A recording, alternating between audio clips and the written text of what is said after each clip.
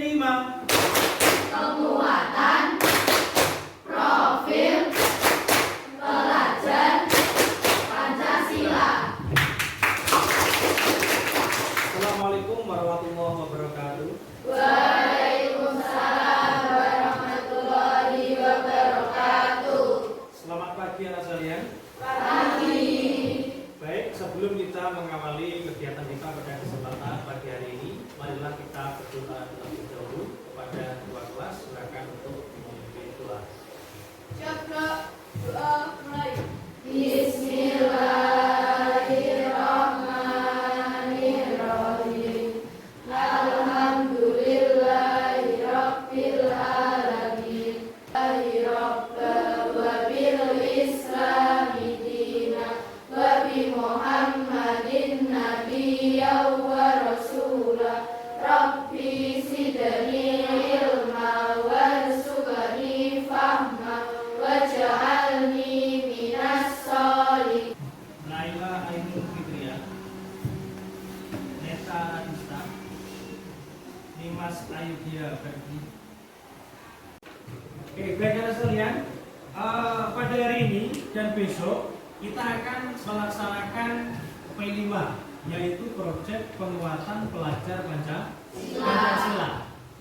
Untuk tugasnya atau proyek yang akan kita kerjakan adalah pemilihan ketua OSIS dengan tema suara demokrasi. Karena berhubung sekolah kita akan melaksanakan pemilihan ketua OSIS, maka pada saat ini juga bertepatan dengan pengadaan proyek penguatan pelajar Pancasila dengan menyasar pemilihan ketua OSIS. Jadi nanti teknis dan mekanismenya akan saya tunjukkan. Tapi sebelum itu, mari kita cek semangatnya. Tepuk P5. Penguatan profil pelajar Pancasila. Sekali lagi, tepuk P5. Penguatan profil pelajar Pancasila. Minggu yang lalu telah disinggung oleh Ibu Ika sebagai koordinator P5 tentang proyek penguatan profil pelajar Pancasila. Maka hari ini siapa yang masih mengingat tentang elemen pelajar Pancasila?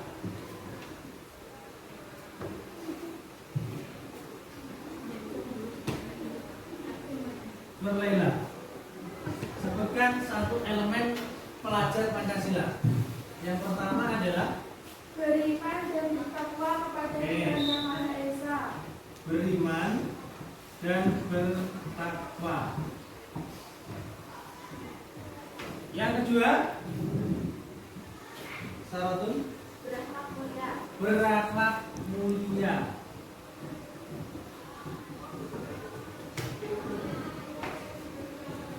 Yang nomor tiga, Rizka, Berkebinekaan global. berkebinekaan global.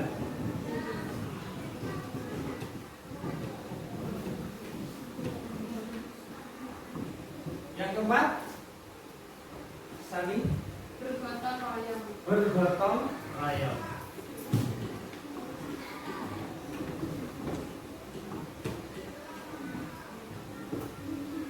Yang terakhir, nomor 5, Stefani, Mandiri, Pak. mandiri.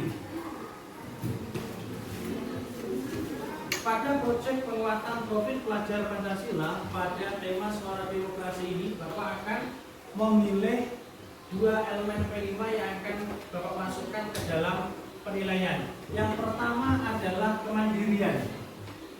Yang kedua adalah bergotong royong.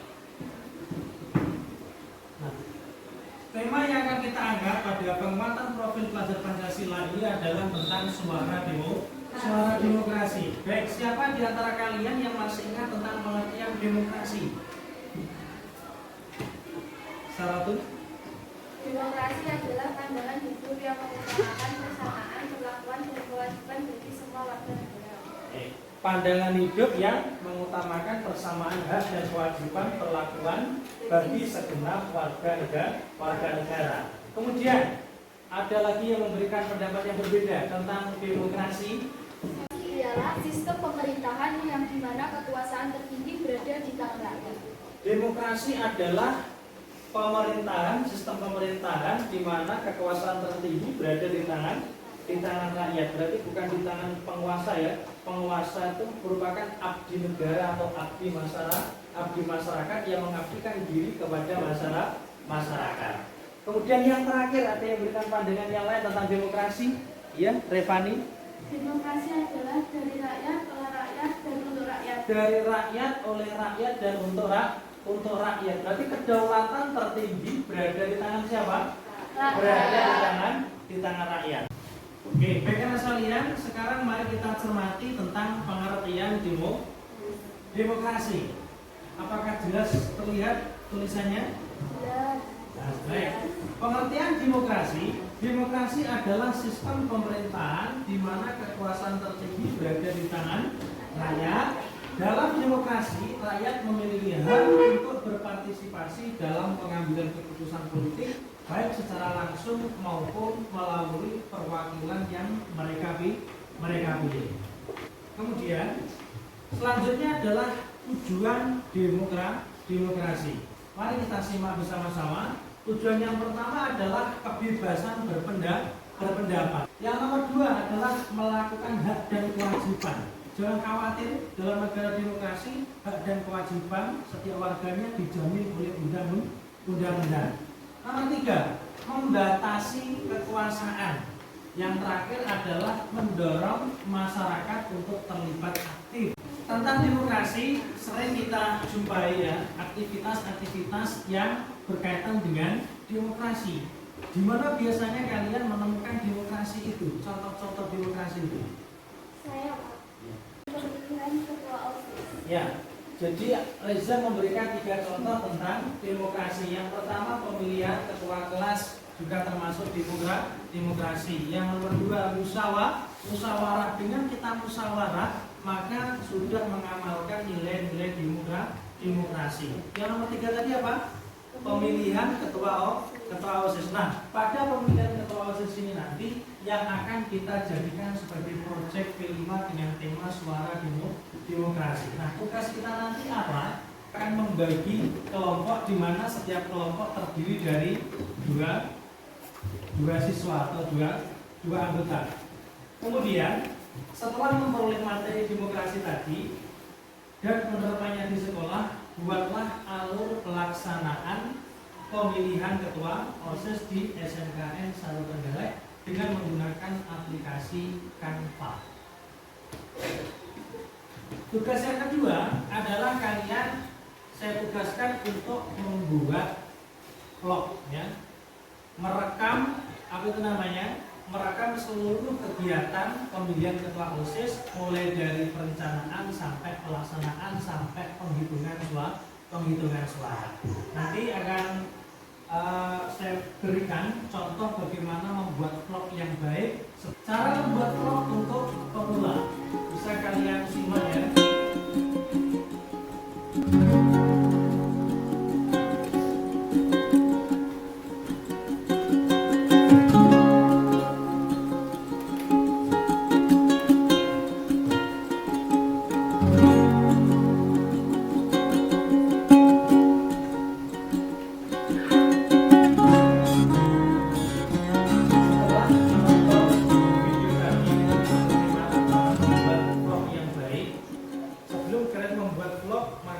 Silakan kalian untuk membuat timeline atau alur pelaksanaan pemilihan ketua OSIS di sekolah ini dengan menggunakan atau memanfaatkan aplikasi Canva. Tentang pembuatan timeline atau alur pelaksanaan pemilihan ketua OSIS, silakan diperhatikan semuanya. Di sini ada 6 tahapan yang harus sampean masukkan ke dalam alur. Tahapan yang pertama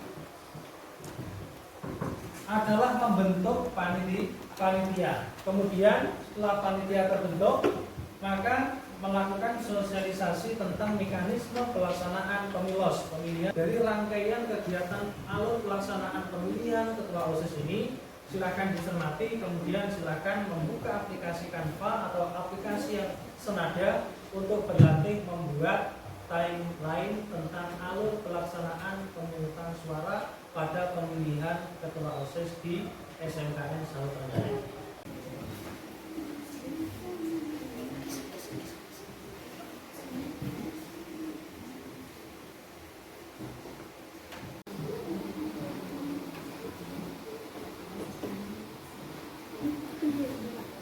Oke, rekan sekalian, silakan untuk hari ini kita fokus untuk menyusun timeline terlebih dahulu sampai kepada percetakan timelinenya. Silakan digunakan waktu sebaik-baiknya karena untuk P5 ini hari ini sampai sore kita akan melaksanakan P5. Jadi waktu kita panjang. Selamat mengerjakan. Rekan sekalian, waktu yang saya berikan untuk pengerjaan kiranya sudah selesai. Apakah sudah dicetak semuanya? Sudah.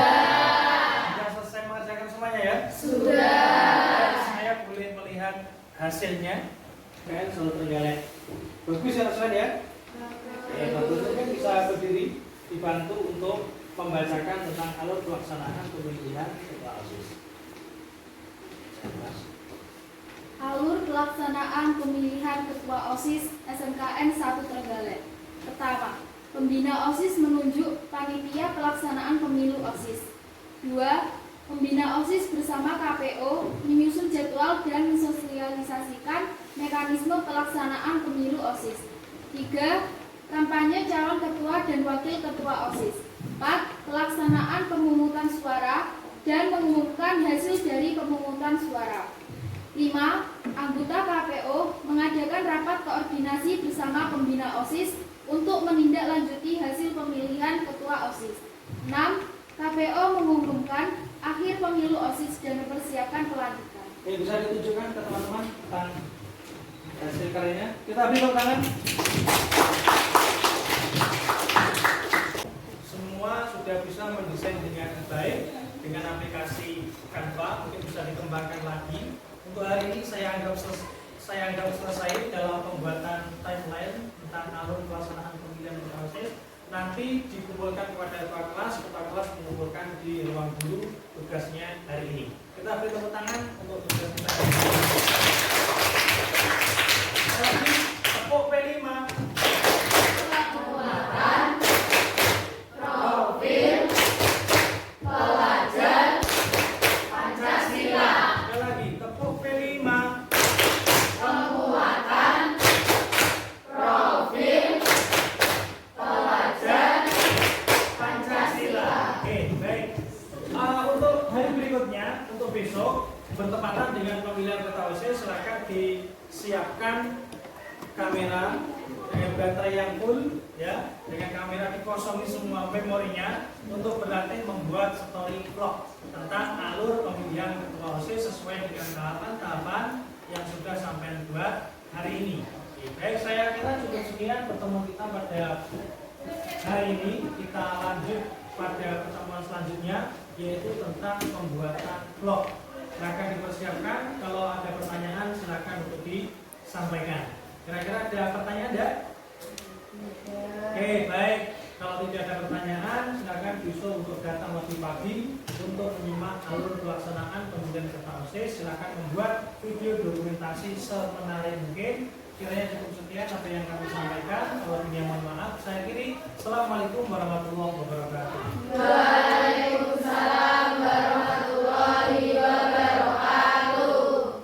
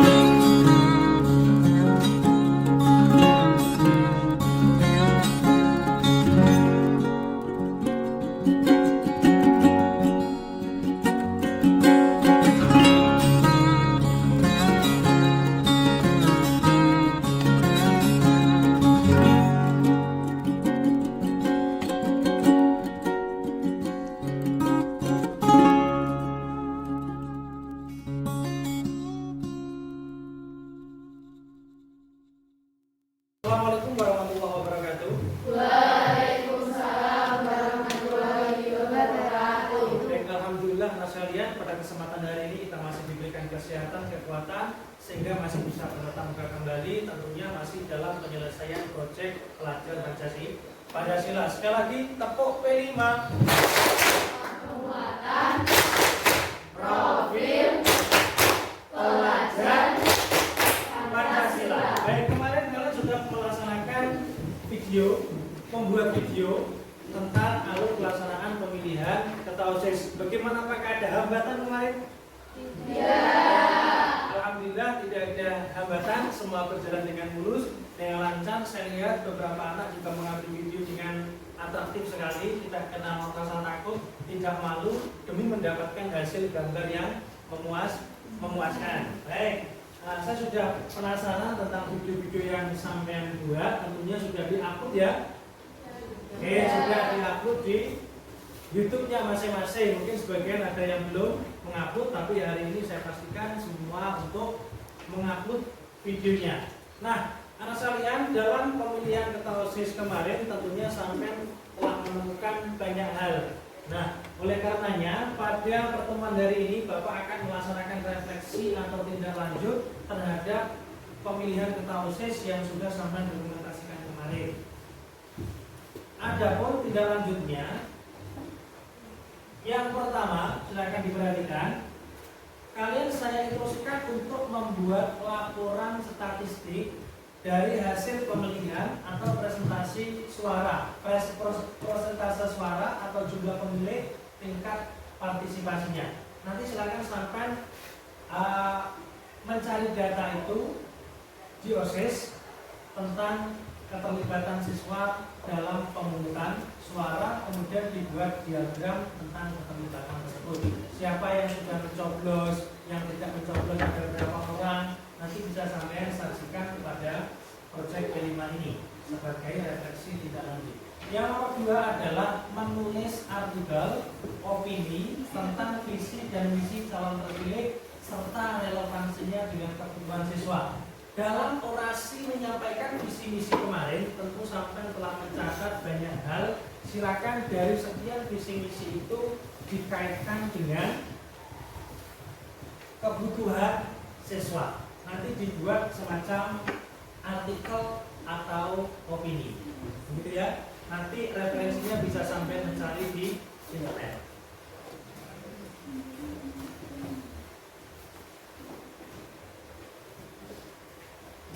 Baik, anak sekalian, kiranya cukup itu kegiatan kita pada pertemuan hari ini untuk refleksi dan juga tindak lanjut. Silakan untuk dilanjutkan hari ini, diselesaikan. Lalu kemudian refleksi dan tindak lanjut kita bahas di pertemuan yang akan datang. Cukup sekian. Warahmatullahi wabarakatuh.